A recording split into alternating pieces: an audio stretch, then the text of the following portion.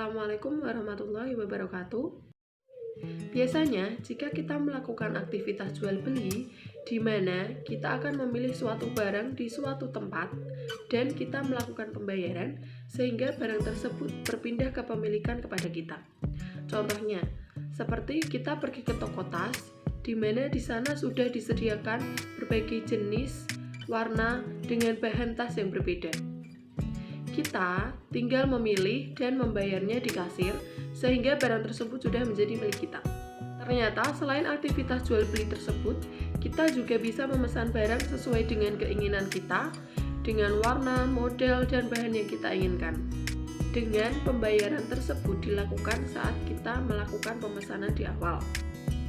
Jual beli tersebut dinamakan salam. Di sini, saya Nuraisyatul Fajriyah NIM 059 akan menjelaskan lebih detail tentang akad salam. Secara terminologi fikih, jual beli disebut dengan al-bai, di mana al-bai berarti menjual, mengganti, atau menukar sesuatu dengan yang lain. Al-bai dalam terminologi fikih juga memiliki pengertian yang berlawanan, yaitu al-syiro, yang berarti membeli. Sehingga al-bai berarti menjual dan membeli atau jual beli. Menurut fatwa DSN MUI nomor 5 DSN MUI 4/2000, salam adalah jual beli barang dengan pemesanan dan pembayaran harga lebih dulu dengan syarat-syarat tertentu. Dalam perbankan syariah, bank adalah sebagai pihak pembeli dan nasabah sebagai pihak penjual. Bai as-salam adalah jual beli suatu barang yang pembayarannya dilakukan segera atau pada saat pemesanan dilakukan. Sedangkan barang yang kita pesan akan diberikan pada waktu yang disepakati. Jadi barangnya itu tidak langsung setelah kita melakukan pembayaran, tapi barang tersebut ditangguhkan. Dalam pembiayaan bai as-salam, tentunya ada dasar hukum yang memperbolehkan akad salam tersebut dilakukan. Yang pertama dalam Al-Quran, pada surat Al-Baqarah ayat 282, yang artinya, hai orang-orang yang beriman, apabila kamu bermuamalah tidak secara tunai untuk waktu yang ditentukan, hendaklah kamu menuliskannya. Yang kedua hadis riwayat Bukhari dari Ibnu Abbas, yang artinya, Ibnu Abbas meriwayatkan bahwa Rasulullah SAW datang ke Madinah, di mana penduduknya melakukan salaf atau salam dalam buah-buahan untuk jangka waktu 1, 2, dan 3 tahun. Beliau berkata, barang siapa yang melakukan salaf atau salam, hendaknya ia melakukan dengan takaran yang jelas dan timbangan yang jelas pula untuk jangka waktu yang diketahui. Selanjutnya, untuk melakukan aktivitas bai as-salam, tentunya kita harus tahu rukun dan syaratnya agar akad tersebut atau jual beli tersebut sah. Rukun as-salam. Yang pertama, pembeli disebut juga muslim, yaitu pihak yang membutuhkan barang atau memesan barang tersebut. Yang kedua, penjual atau muslim ilaih, yaitu pihak yang memasok atau memproduksi barang sesuai pesanan pembeli. Yang ketiga, objek akad, yaitu barang yang dijual belikan atau hasil produksi dari penjual. Yang keempat, harga atau thaman. Yang kelima, ijab dan qabul atau sihut. Yang kedua, syarat salam, pihak yang berakad. Kedua pihak tersebut, yaitu penjual dan pembeli, harus melakukan akad bai as-salam ini dengan ridho, tidak ingkar, dan saling paham hukum. Ketentuan tentang barang menurut fatwa DSN MUI nomor 5 DSN MUI 4, yaitu yang pertama, harus jelas ciri-cirinya dan dapat diakui sebagai hutang. Yang kedua, harus dapat dijelaskan spesifikasinya. Yang ketiga, penyerahannya dilakukan kemudian. Yang keempat, waktu dan tempat penyerahan barang harus ditetapkan berdasarkan kesepakatan antara kedua belah pihak. Yang kelima, pembeli tidak boleh menjual barang sebelum menerimanya.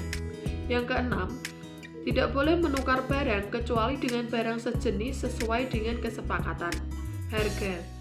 Harga jual dan waktu penyerahannya harus jelas dan ditulis dalam perjanjian, serta tidak boleh berubah. Model yang diberikan dalam bentuk barang atau manfaat harus diukur berdasarkan sewajarnya barang tersebut. Pembayaran salam harus diakui pada saat modal dibayarkan kepada muslim ilaih. Syarat salam yang terakhir yaitu sistem pembayaran dan jangka waktunya sudah disepakati bersama. Yang selanjutnya, kita akan membahas tentang ketentuan pembayaran BI Assalam. Ketentuan pembayaran menurut Fatwa DSN MUI nomor 5, DSN MUI 4 2000, yaitu yang pertama, alat bayar harus diketahui jumlah dan bentuknya, baik berupa uang, barang, atau manfaat. Yang kedua, pembayaran harus dilakukan pada saat kontrak disepakati. Jadi, pembayaran itu dilakukan pada saat pembeli ingin memesan suatu barang kepada penjual, dan pada saat pemesanan sudah dilakukan kesepakatan antara kedua belah pihak antara waktu penyerahan dan bagaimana spesifikasi barang yang dipesan.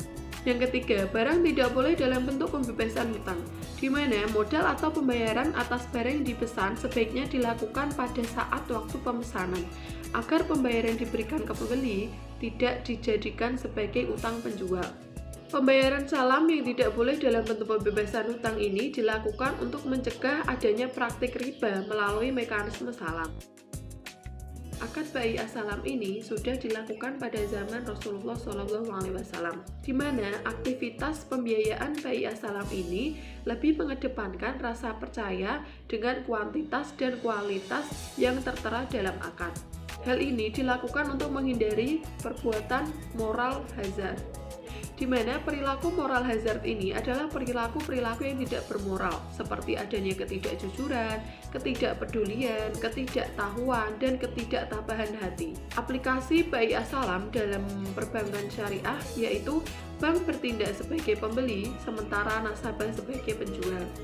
Pembiayaan BI Assalam dalam perbankan syariah dapat dicontohkan antara pihak bank dengan petani, di mana dalam aktivitas ini bank syariah sebagai pihak pembeli akan membeli hasil bumi atau pertanian dari petani secara cash.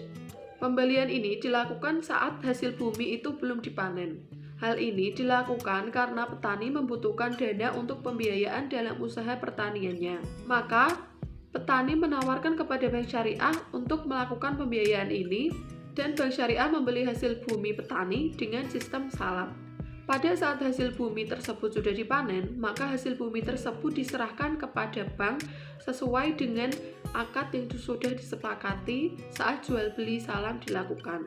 Nah, dapat dilihat dari gambar skema di samping bahwa bank syariah melakukan pembelian secara cash kepada petani, dan petani akan menyerahkan barang atau hasil panen tersebut kepada pihak bank dalam waktu yang sudah ditentukan.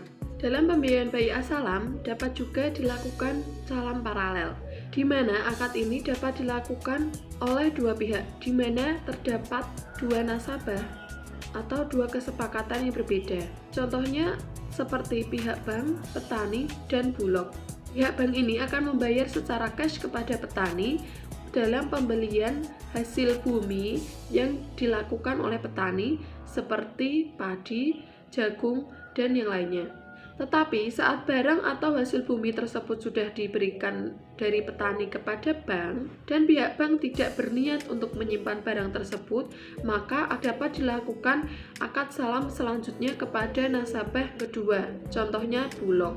Nah, di sini saya akan menunjukkan skema pembiayaan akad BI Assalam dan pembiayaan akad BI Assalam paralel.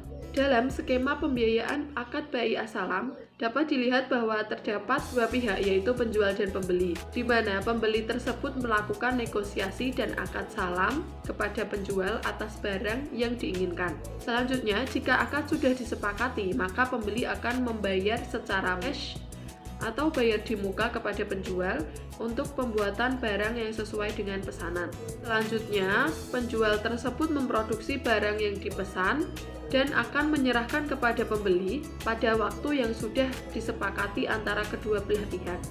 Skema pembiayaan akad BI Assalam paralel, di mana terdapat dua nasabah. Nasabah yang pertama adalah penjual dan nasabah yang kedua adalah pembeli, dan pihak bank sebagai sarana pemesanan.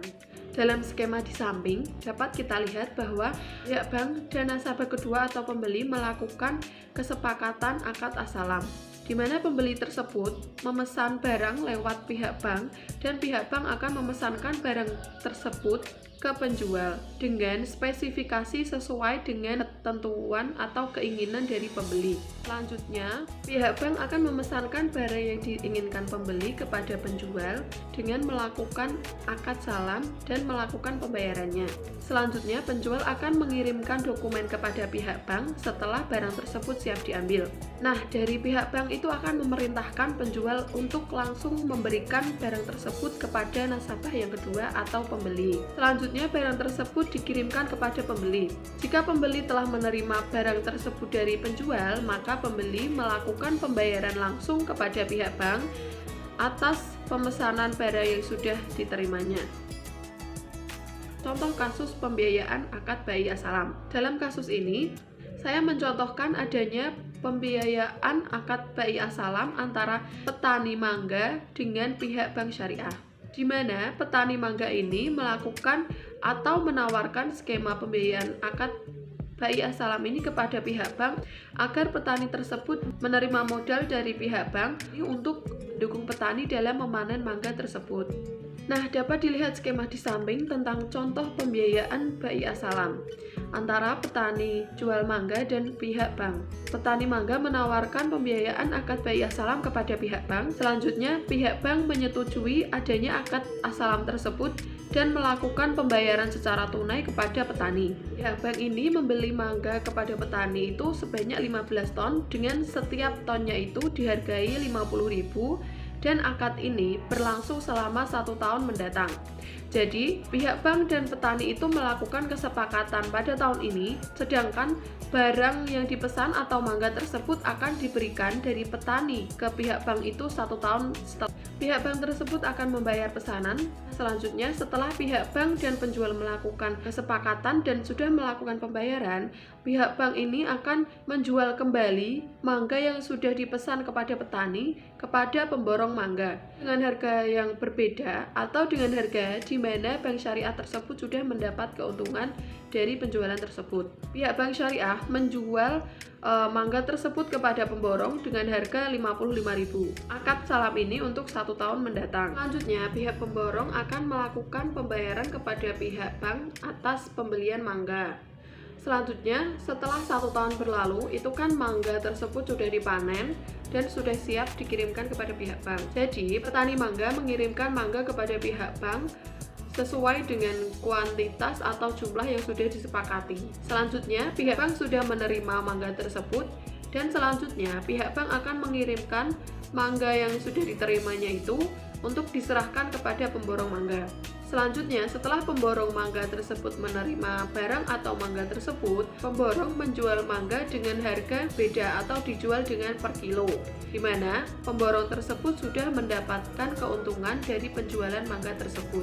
Dari contoh yang sudah saya terangkan tadi, dapat kita simpulkan bahwa setiap pihak yang ikut atau berkontribusi dalam pembiayaan akad bai salam ini sudah mendapatkan keuntungan mereka masing-masing. Selanjutnya adalah tentang pembatalan kontrak. Menurut Fatwa DSN MUI nomor 5 DSN MUI 4 2000, pembatalan kontrak itu dapat dilakukan antara kedua belah pihak sesuai dengan kesepakatan selama tidak merugikan kedua belah pihak tersebut.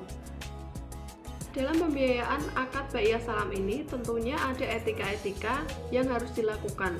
Yang pertama, masing-masing pihak yang terlibat dalam pembiayaan akad salam ini harus melakukan akad ini dengan ikhlas dan melaksanakan persyaratan-persyaratan yang sudah ditentukan sebelumnya. Yang kedua, penjual hendaknya melakukan persyaratan-persyaratan yang sudah ditetapkan.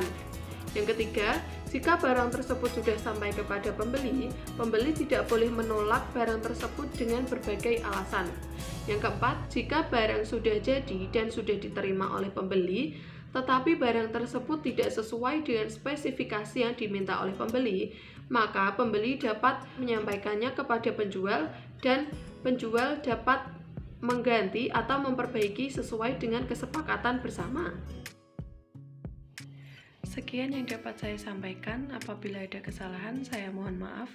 Wassalamualaikum warahmatullahi wabarakatuh.